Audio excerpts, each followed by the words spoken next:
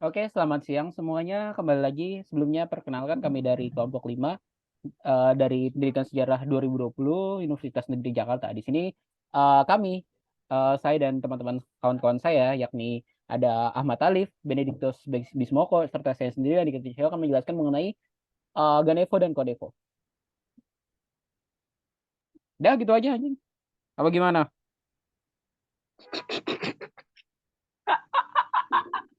Ya langsung Anjing, kasih ke gua dong, jangan pinter. ketawa lu. Ya lu langsung kasih ke gua dong. Ya lu selesai Ya. penyampaian. Lu langsung sekelar penyampaian nih, Udah cut, langsung deliver. udah. Cut aja, cut aja. Kasih ke gua. Ya udah, ulangin lagi biar apa recordingnya dari sini nih. Oke. Nanti dipakainya. Oke. Ulangin lagi, ayo. Satu, dua, tiga. Assalamualaikum warahmatullahi wabarakatuh. Selamat siang. Sebelumnya, perkenalkan kami dari kelompok 5 dari Pendidikan Sejarah 2020. Di sini kami akan menjelaskan sedikit mengenai Ganevo dan Konevo. Sebelumnya, kelompok kami terdiri dari 3 anggota, yakni ada Benediktus Wismoko, Ahmad Alif, dan Andi Fitri Cahyo. Terdapat beberapa bagian yang akan kami jelaskan mengenai Konevo dan Ganevo, dan pada bagian pertama, yakni adalah latar belakang terbentuknya Konevo dan Ganevo, yang akan dijelaskan oleh kawan saya, Benediktus Bismoko. Dipersilakan. Baik, terima kasih banyak Andika Tricayo atas penyampaiannya sudah sangat-sangat bagus sekali. Nah, di sini saya akan menjelaskan tentang latar belakang Konevo dan Ganevo. Bisa dilanjut.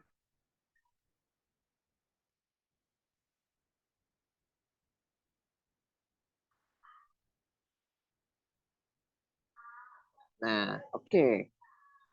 Nah, tentang asal muasal istilah Nevo sendiri ya, sebelum kita masuk ke Ganevo dan Konevo. Nah, istilah Nevo itu sebenarnya terlahir pada masa demokrasi liberal Soekarno, yang dimana itu merupakan proyek kebijakan luar negeri yang sangat-sangat ambisius, yakni Konferensi Bandung pada tahun 1955 atau yang biasa kita sebut dengan Konferensi Asia Afrika. Nah, ini juga disebutkan di ketika Soekarno mengikuti atau mendirikan gerakan non-blok.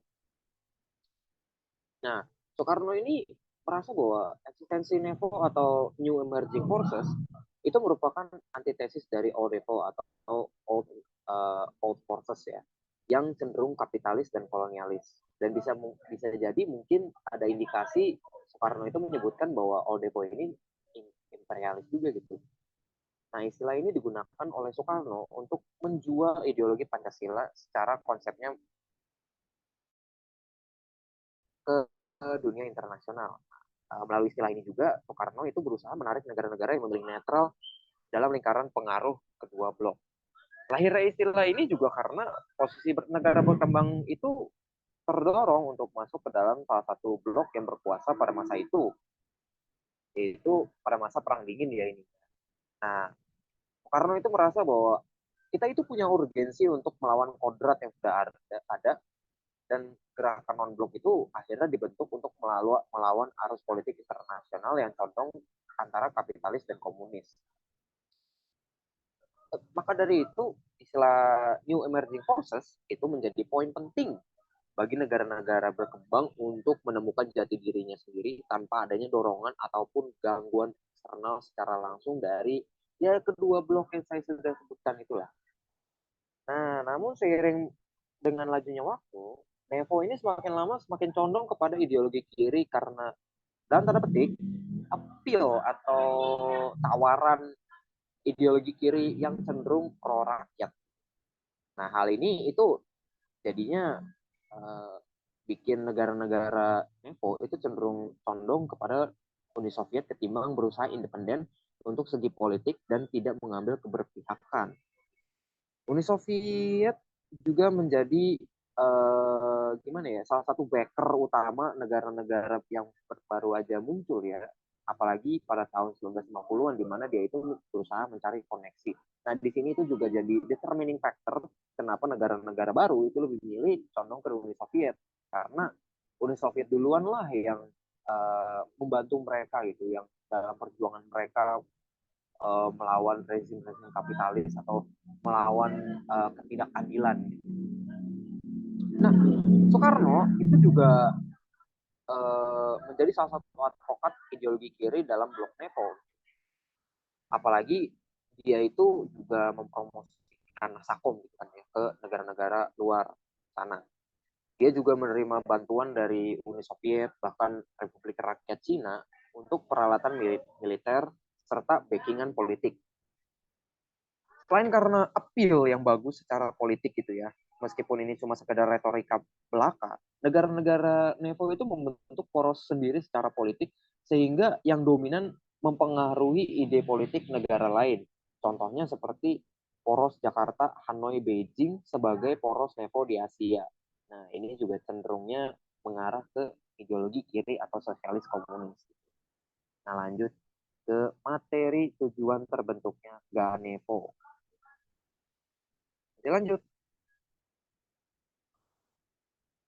Nah, Ganevo adalah bentuk pelampiasan Soekarno yang menegaskan bahwa politik itu harus ikut sertakan dalam perhelatan olahraga.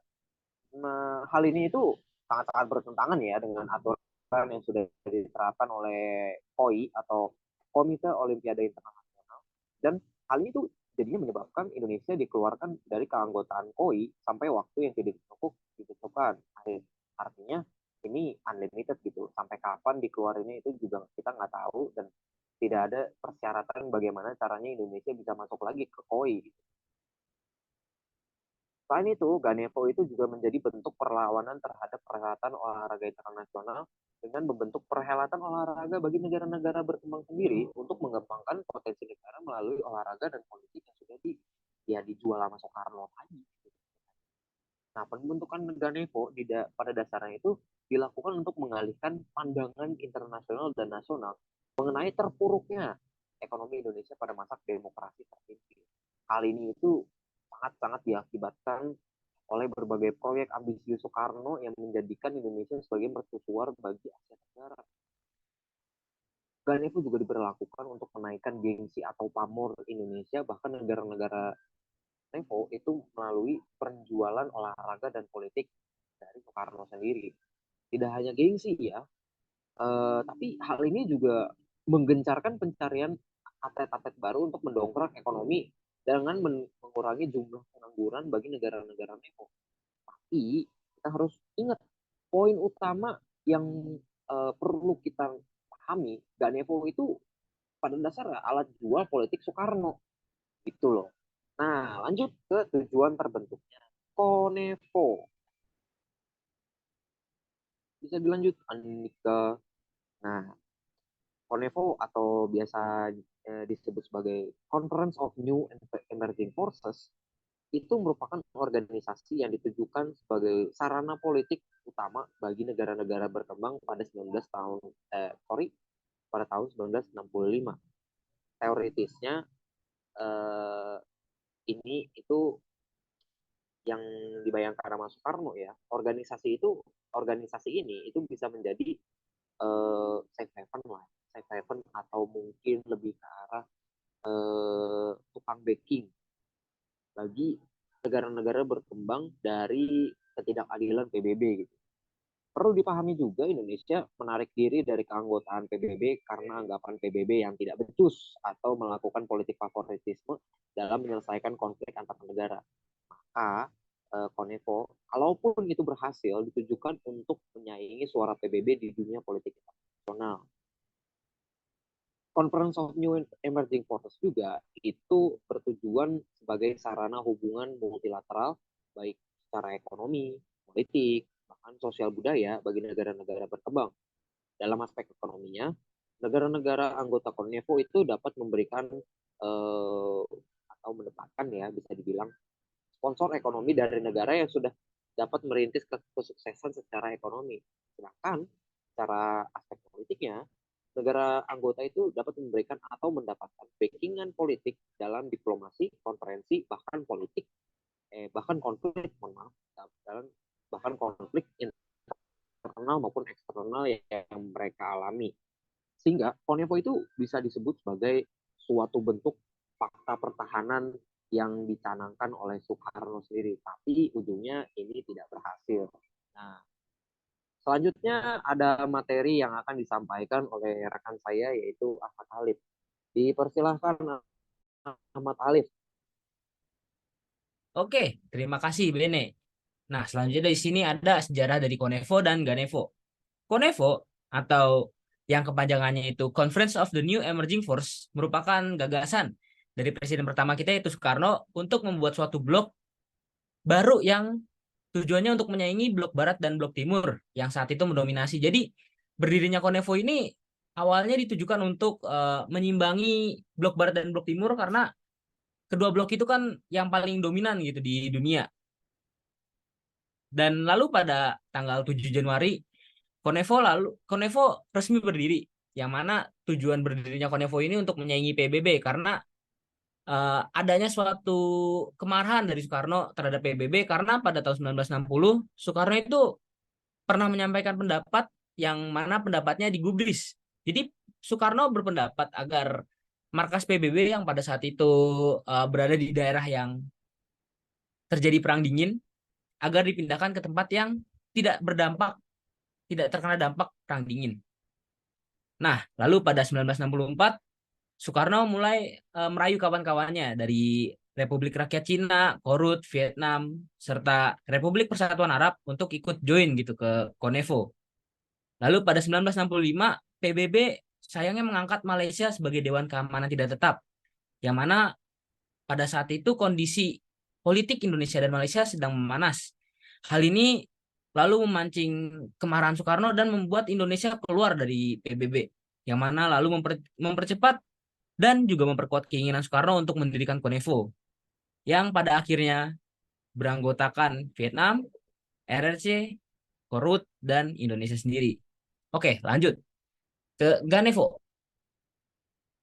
Ganevo merupakan pesta olahraga yang digelar sebagai pesaing dari Olimpiade yang juga didirikan lagi-lagi oleh Soekarno. Berdiri pada 1962, Ganevo sendiri menekankan bahwa politik itu tidak pernah dapat dipisahkan dari olahraga. Nah, pendapat Soekarno ini bertentangan dengan doktrin dari Komite Olahraga Internasional, yang mana hal ini pernah terjadi ketika Asian Games 1962 di saat Indonesia tidak mengundang Israel dan Taiwan dengan alasan bersimpati terhadap RRC dan negara-negara Arab.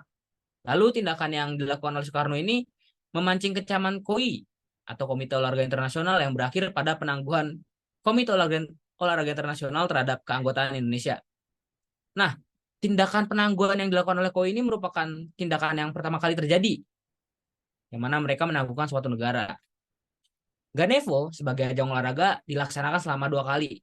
Ganevo pertama berlangsung pada 10 sampai 22 November 1963 di Jakarta, yang mana ajang olahraga ini diikuti oleh 51 negara di Asia, Afrika, Amerika Latin, serta Eropa dengan jumlah atlet sekitar 2.700 atlet yang berpartisipasi. Nah, lalu Ganevo kedua dilaksanakan di Phnom Penh pada 25 November sampai 6 Desember 1966. Ganevo kedua ini diikuti oleh 17 negara yang mana jumlahnya berkurang drastis dari yang awalnya 51 negara dengan jumlah atlet sekitar 2.000 atlet. Nah, sebenarnya ada rencana untuk melakukan Ganevo 3 yang direncanakan untuk diadakan pada tahun 1970. Namun akhirnya batal karena tidak jelasnya lokasi pelaksanaan yang awalnya berencana akan dilaksanakan di Beijing, tapi batal. Nah, lalu dialihkan ke Pyongyang, yang namun pada akhirnya juga batal. Oke, mungkin untuk sejarah Konevo dan Ganevo cukup di sini. Selanjutnya mungkin ada dampak-dampak dari berdirinya Konevo dan Ganevo terhadap dunia dan Indonesia sendiri yang akan disampaikan oleh Andika Tricahyo. Bisa Oke, dilanjut, Andika? oke, terima kasih banyak kali sebelumnya. Di sini kita akan masuk mengenai dampak dari Konevo dan juga Ganevo. Sebenarnya ada beberapa dampak dari Konevo dan Ganevo yang pertama yang sangat jelas terlihat ketika Presiden Soekarno itu pertama kali mengumumkan adanya atau rencana pembentukan Konevo, itu yang pertama adalah terisolasinya Indonesia dari dunia internasional. Dalam konferensi kedua Gerakan Non-Blok di Kairo, Mesir pada 6 Oktober 1964, Presiden Soekarno itu sempat berpidato yang dimana pidato ini menjadi suatu hal yang kontroversial, yakni bagaimana mungkin sebuah negara hidup berdampingan dalam damai saat pangkalan-pangkalan militer dan benteng-benteng ekonomi di sekelilingnya digunakan untuk menumbangkan atau memanipulasi aktivitas domestik negara itu. Bagaimana bisa sebuah negara dapat hidup berdampingan dalam damai ketika kekuatan-kekuatan asing mendominasi kebijakannya? Bagaimana bisa sebuah negara bertetangga dalam damai dengan negara-negara yang mencegah menegakkan sistem sosial dan ekonomi yang sesuai dengan identitas nasional negara itu sendiri? Ujar Bung Karno pada konferensi kedua Gerakan Non-Blok di Kairo, Mesir pada 6 Oktober 1964. Hal ini merupakan suatu kritik dari Bung Karno terhadap adanya politik blok dari blok barat dan juga blok timur yang suka mengusik negara-negara baru yang merdeka. Dan Bung Karno sendiri ketika mengumumkan Konevo, beberapa negara itu banyak yang tertarik, terutama negara-negara sosialis. Namun, yang menjadi keinginan Bung Karno sendiri adalah mencoba menarik negara-negara yang baru merdeka, negara-negara netral, terutama negara-negara non-blok. Namun, ide dari Konevo ini sendiri justru malah membuat Indonesia terisolasi secara dunia internasional. Dikarenakan tentu saja terdapat penolakan besar-besaran dari negara-negara sekutu atau negara-negara barat. Sedangkan negara-negara netral atau negara-negara non-blok atau negara-negara baru mereka justru lebih memilih untuk tidak ikut campur terhadap adanya atau rencana Konevo itu sendiri. Yang dimana bahkan pun Presiden pemimpin Yugoslavia Joseph Broz Tito sekala itu mencoba menempuh langkah moderat dan juga mengkritik secara langsung kebijakan atau rencana Bung Karno itu. Lalu selanjutnya, selain adanya terisolasi Indonesia dari politik internasional, yaitu krisis ekonomi yang semakin memburuk. Keberadaan Konevo dan Ganevo bisa dikatakan merupakan keberlanjutan dari proyek mercusuar Bung Karno. Sebuah proyek monumental sebagai usaha untuk membangun Jakarta, kota Jakarta sebagai kota metropolitan yang modern yang nantinya tidak hanya bergerak sebagai wajah Indonesia, namun juga wajah Asia Afrika, dan juga sebagai proyek menempatkan Indonesia sebagai pemimpin atau setidaknya sebagai garda terdepan melawan apa yang disebut Bung Karno sebagai neo-imperialisme dan neokolonialisme yang dimana dijalankan oleh negara-negara blok barat dan juga blok timur. Namun sayang ini, proyek ini yang seperti kita ketahui, itu dimulai di tengah-tengah di situasi Indonesia yang bisa dikatakan sedang tidak baik. Konfrontasi dengan Malaysia kala itu sedang terjadi dan itu merupakan suatu proyek yang bisa dikatakan menghabiskan uang negara yang sangat besar. Belum lagi perekonomian Indonesia saat itu benar-benar sangat buruk dengan inflasi yang sangat tinggi yang bahkan mencentuh 3 sampai dengan 4 digit. Dengan proyek Konevo dan Ganevo yang semakin menghabiskan anggaran negara, ini justru membuat perekonomian Indonesia semakin ke dalam atau runtuh, semakin menuju krisis ekonomi yang semakin memburuk. Lalu yang ketiga, dampak dari Ganevo dan Konevo bagi dunia internasional bagi Indonesia, yaitu berakhirnya Konevo itu sendiri atau bahkan gagalnya Konevo. Konevo sendiri sayangnya, cita-cita Bung Karno itu akan berhenti sebelum tumbuh dan tidak akan pernah berbuah hasil atau berkembang. Gedung yang direncanakan sebagai gedung penyelenggaraan Konevo tidak pernah digunakan sebagai tempat konferensi Konevo dan beralih fungsi sebagai gedung parlemen DPR Indonesia atau gedung DPR yang seperti kita kenal. Meskipun kesuksesan Ganevo bisa dikatakan sukses di awal sebagai kompetitor kuat Olimpiade, namun hal ini cepat meredup setelah pelaksanaan Konevo pertama di Jakarta, yang dimana hanya akan diselenggarakan satu kali lagi, yaitu Ganevo kedua di Phnom Penh, dan selanjutnya akan hilang. Jadi bisa dikatakan Konevo itu sendiri dan juga Ganevo malah justru akan gagal dan berakhir sebelum bahkan proyek tersebut bisa dilaksanakan secara baik oleh Bung Karno. Dan ini merupakan dampak besar dari adanya Ganevo dan Konevo. Berikut merupakan hasil presentasi dari kelompok kami, dari kelompok 5, dari Pendidikan Sejarah Universitas Negeri Jakarta 2020. Sebelumnya mohon maaf apabila ada kekurangan kata. Wassalamualaikum warahmatullahi wabarakatuh. Gimana, Lip?